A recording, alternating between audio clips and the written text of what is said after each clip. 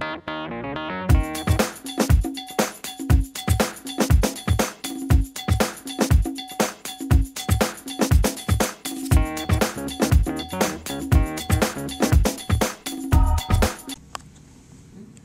again from open guard, if my opponent is new or maybe just tired, he'll have bad posture. He'll be bent over.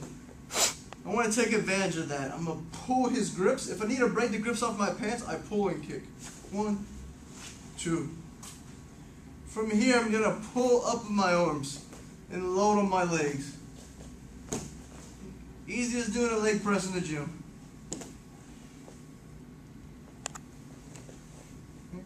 I don't want to put him off to the side, because then he'll be able to make adjustments. I want to put him over our shoulder.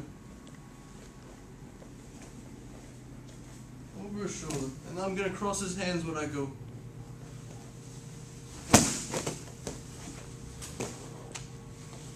One time.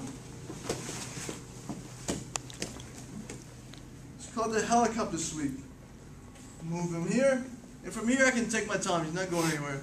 I cross his arms so he cannot reach out. And I'm pretty much going to let go at one leg. Keep his arms, pull yourself on top.